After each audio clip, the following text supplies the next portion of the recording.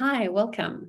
I'm Lauren and this is Meg, and we're here to share some interesting things with you. Meg, you're going to have to introduce yourself. We're kind of co-hosting, which is a weird space to be in because neither of us know who's actually running this. It's like we're just going for it. You're running it. I'm a sidekick.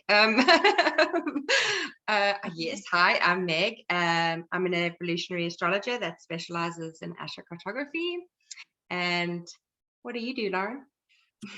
Well, I am a human design reader and many other things, also a yoga teacher, etc. But my focus and why I'm here is on human design and how there's this fusion between what I've picked up with human design and astrocartography with what you do and our collaboration inside of the space together. So for those of you who are not familiar with what human design is, Google it right now. And if you're watching something, or if there's a link available and a little blurb that we provided, please follow the links and have a look.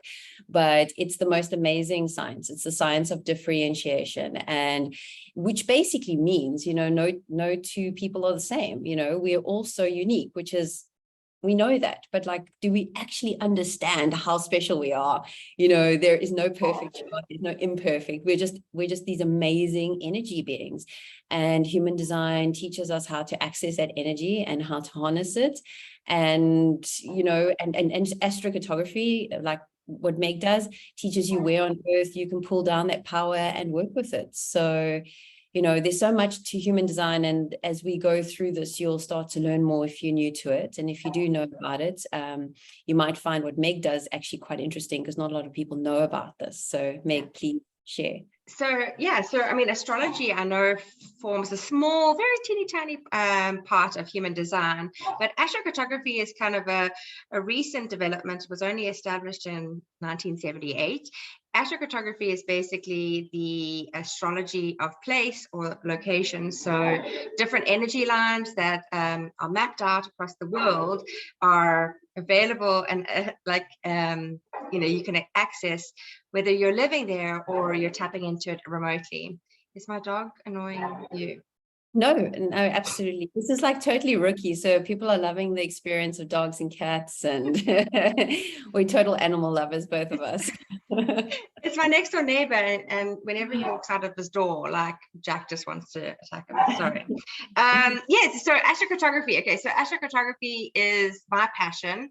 I only kind of realized about it very recently, a couple of years, and it blew my mind when I found out that where I was born on a particular energy line. We all are. And how I've moved and traveled and visited all over the world has kind of changed, and my mood, my attitude towards life and everything has all been affected by these energy lines that we live on. So it's been pretty profound. So I think astrocartography is relevant to people whether they travel or not. We all are, global world. You're connecting with people on Instagram, you're emailing, you're, digitally connecting to these lines, whether you know it or not.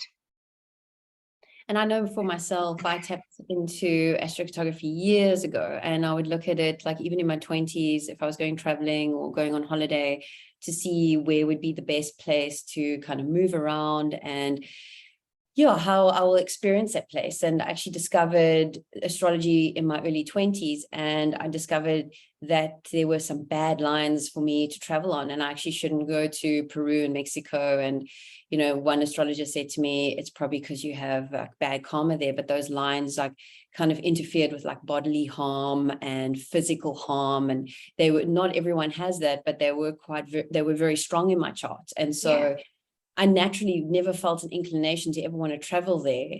Naturally, my intuition spoke. And yet other countries like Thailand and India, etc., have amazing lines, and it's just easy come, easy go. Everything falls into place. Yeah, definitely. And yeah, I think the thing with astrocartography is like having to kind of look at your chart, because what I see so many people doing with astrocartography is like all sun lines are just amazing and lights you up, and that's not necessarily true. If your sun is negatively aspected, or if it's in the 12th house, you don't want to be seen. You want to you don't want to be in the spotlight. So those kinds of things also impact you in astrocartography. But human design to me is fascinating because I think, I don't understand. Like, I never realized, that the way I have been conditioned has played such a role. Like the way my parents are slightly different. And when I looked in human design and realized that they were manifesting generators and I was a generator, like that kind of changed how I just kind of opened my eyes to like what drives me and what motivates me is completely different to how I was parented.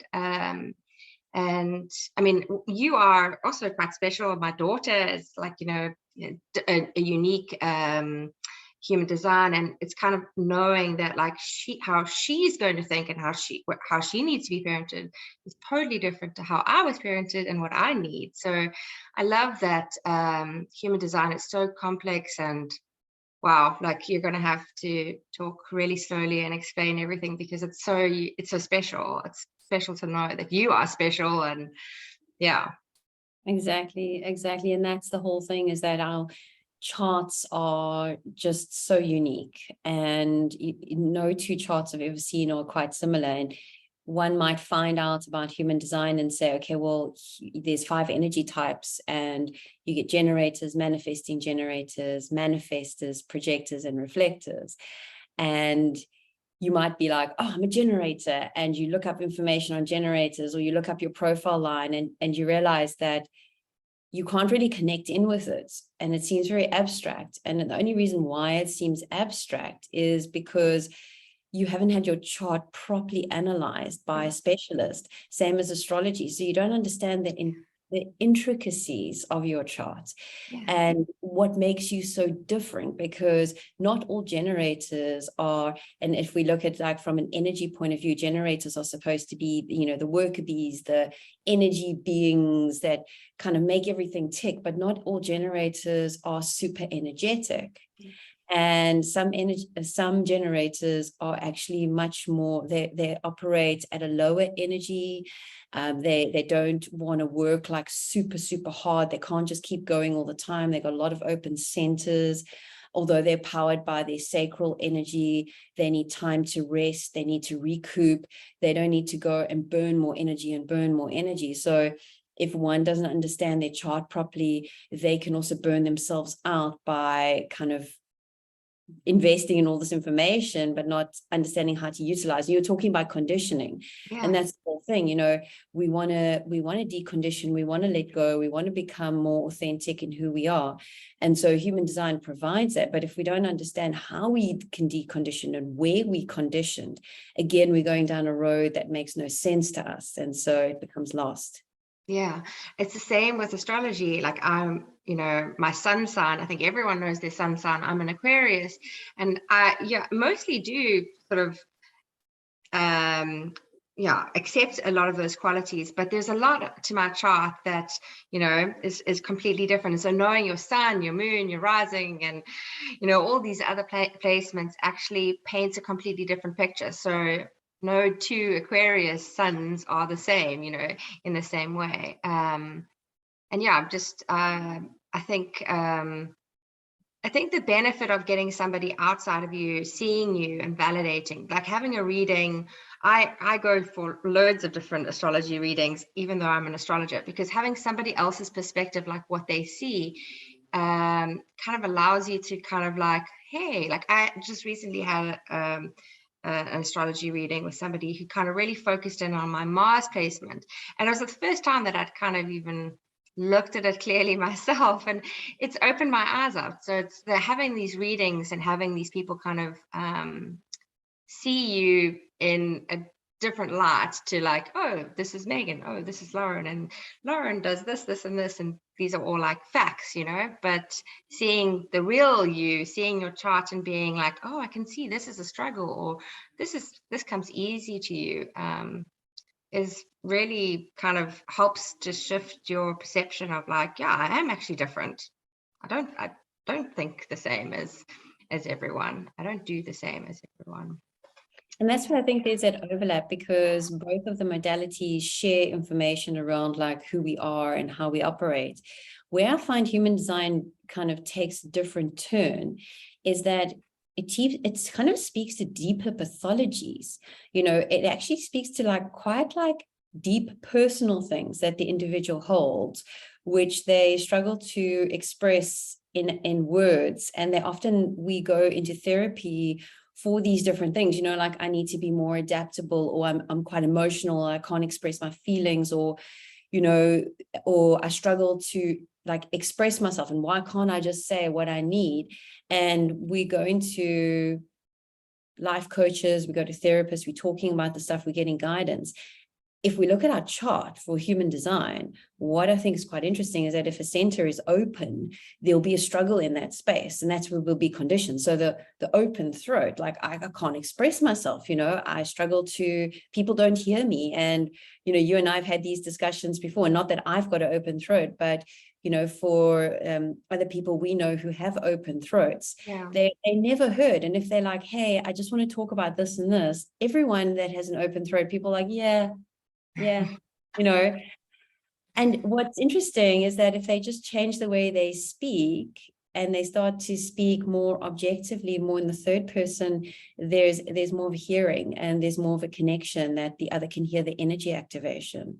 So, you know, understanding both of these, it just makes, I just feel like it makes a person stronger inside of themselves. And even the astrocartography, you're talking about Mars line, and it made me think about like the whole reason I'm moving to London is to be on my Mars line. And it's so unconscious that I was doing that until we discovered like, hey, I'm actually moving to my fire energy because I've got no fire in my chart. And it's the one thing I'm lacking, and all I'm doing is dying to get into this energy because I need to be activated by it, or it's calling me to enter it. And you've been like, you've made a few trips, and every time you've gone there, you've like felt that, like, you know, that taste of that energy. So now that you know that it's there, it's like almost like you have to go, because it's, that fire energy is going to top you up. Do you want to talk a little bit about what, so I mean, you're in, we're recording this and you're still in South Africa. So, you know, what line you're on now versus what it'll, you know, this podcast is going to evolve, because you're going to be moving to a new location, and we're going to have like a whole new Lauren talking. And we're also going to be moving to other locations and recording, because this is our whole like mission is, you know, go to Ibiza, go to different places, go to Egypt, record from there, and see how different one feels. So it's like spiritual pilgrimages. Definitely. And like, I think I've heard it before with human design. It's like, this is like it's a human experiment, you know, we're testing different locations in the same way that we're, you know, experimenting with our human design, which is lovely.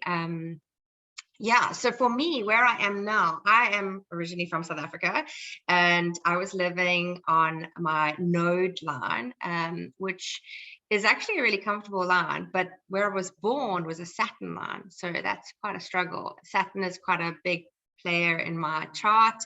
I always felt like it's very in line with my south node. And then I moved to my north node. Before, we lived in Joburg, and that was really lovely, and I actually struggled to leave there.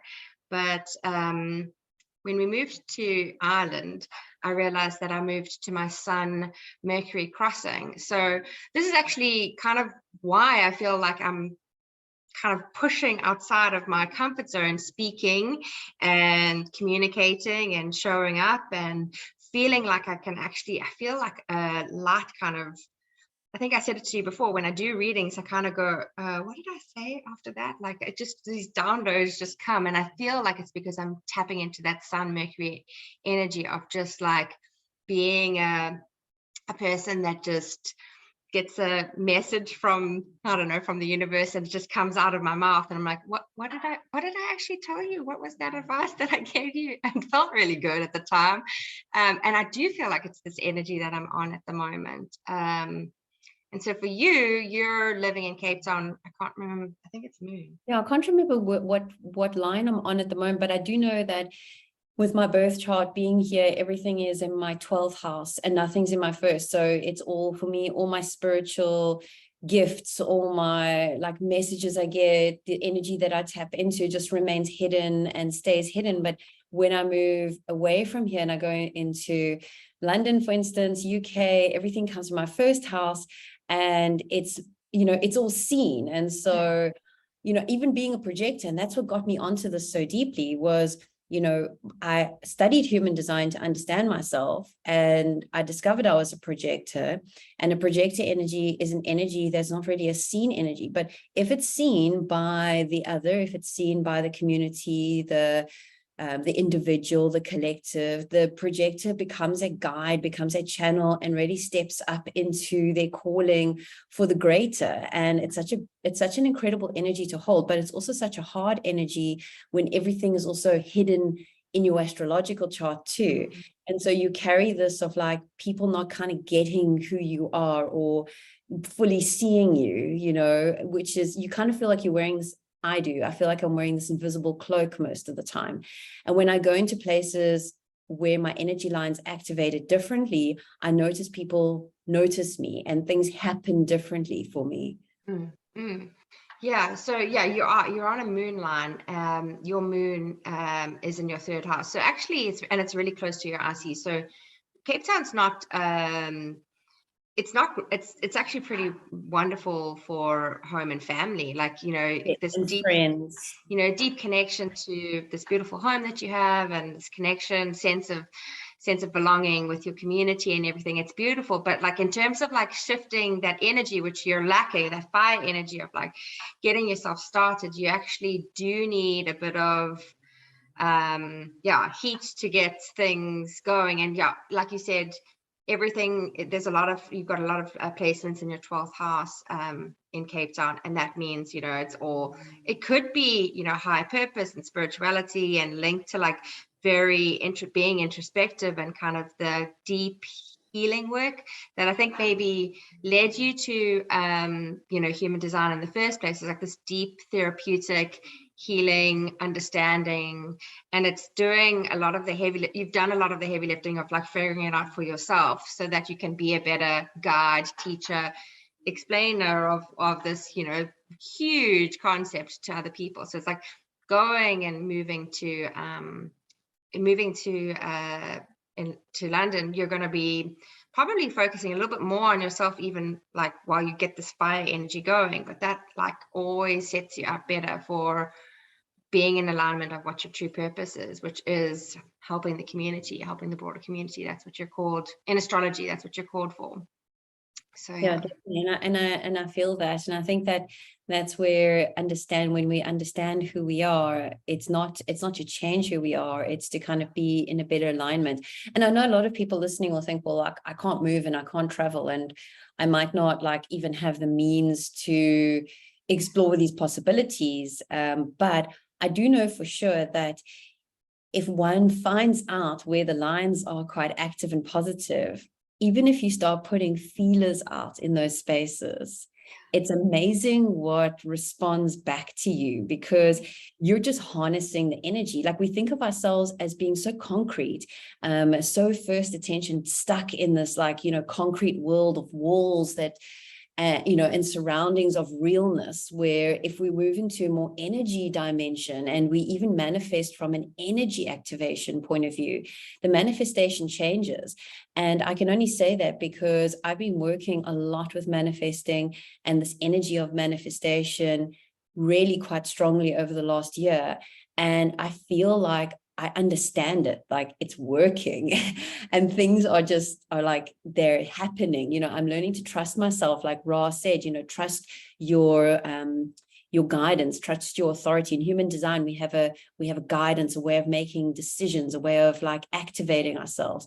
And that's why it's so important to understand how to do that, because you take that power back into your own hands.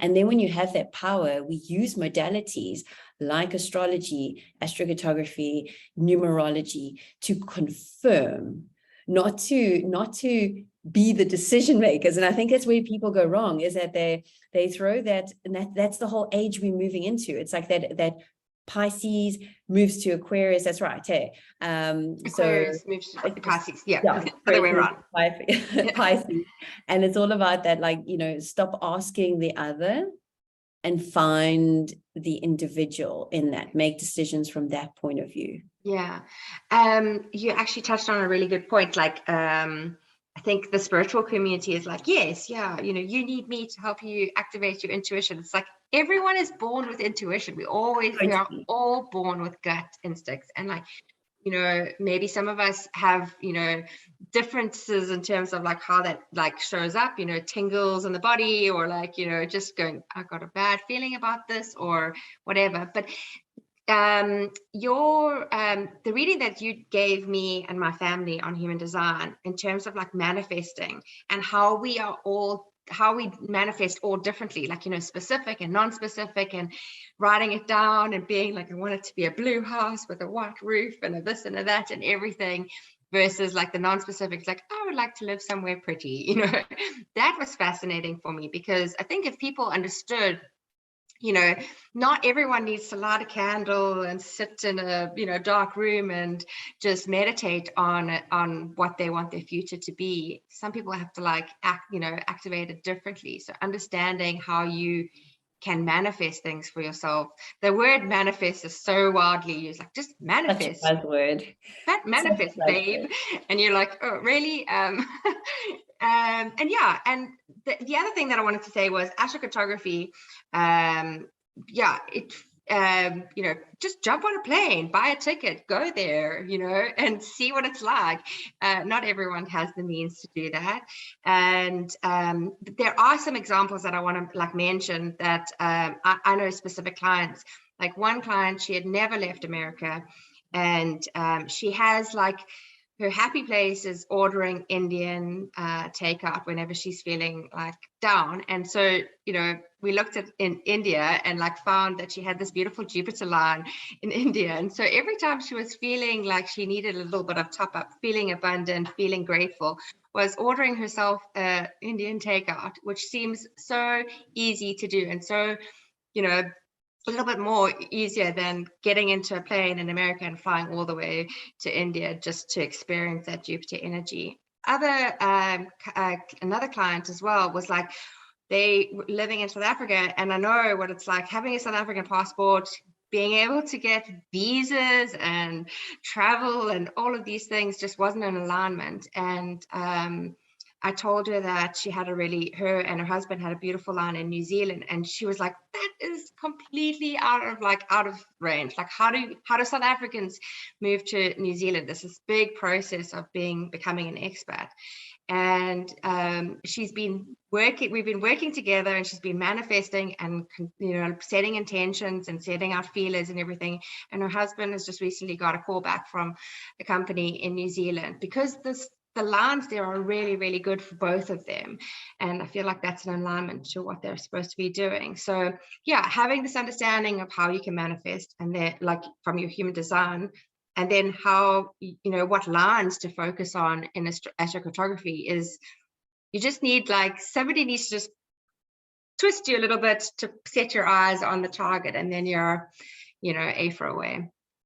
Absolutely. I 100% agree with that. And there's just so much to energy lines and intent that I feel is, you know, we don't even understand even the little bit of it. You know, there's so many books and people speak about it, and they've sort of tapped and scratched the surface of what this actually means. But, you know, I feel that we're sitting on this, like this, well, you can almost say like this alchemy of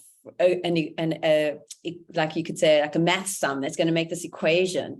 And it is working. And I can say that to those who are listening or watching, it is working, you know, between understanding your human design and your astrocartography, you actually can do it. That's the crazy thing. Yeah. And it's your experiment. It's your personal experiment. We just give you the tools. That's it. Yeah, exactly. And I mean, this stuff is free. Like, it is free to download your astrocartography map. You can get your human design and everything. And I mean, I suppose like the one thing that I will say is that Googling and everything, you know, can only get you so far. If you actually had a professional reading that can help just focus on one aspect or one point that you're like, one thing that you're wanting to like overcome, that actually is better done with somebody that actually knows, like a professional that knows how to do the reading.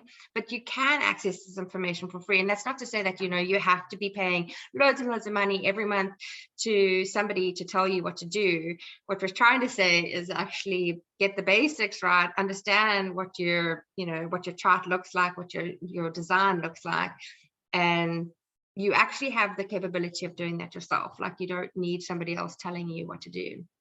Yeah, absolutely. I 100% agree with that. And also finding that inside of yourself, if it feels right, because that's what it's also about, is trusting yourself. Yeah. So I feel like we lost in a generation of people not trusting themselves. And it's about the journey back to the self, of actually trusting that, you know, trust your decisions, trust your intuition, connect in with yourself, know that you're making the right decision, and follow it, you know. And if it doesn't work out, then at least you made that decision. It's no one else's thing. It's just you know, like, that's what life is like. You know, we can't predict the unexpected, but we can only just move from a place that we feel is right inside of us.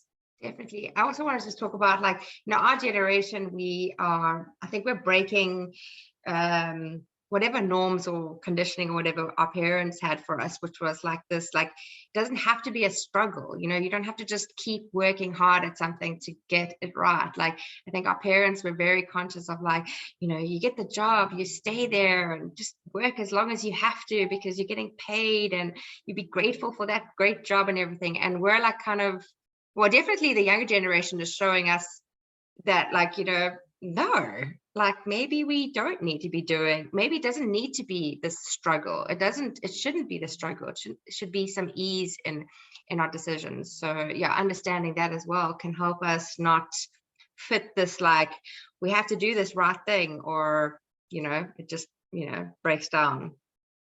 I think that's the key word, is that we believe that we need to struggle. And that's where the error is that we actually don't need to struggle. And that's been a very bad conditioning, is that hard. It's got to be hard. And if it's not hard, then, you know, that there's got to be suffering. The reward won't be sweet enough if it's not hard. Exactly, yeah, exactly. And that doesn't mean one shouldn't work hard and try hard and push forward. It's just that you don't have to be unhappy to make it. You don't have to push yourself to those limits.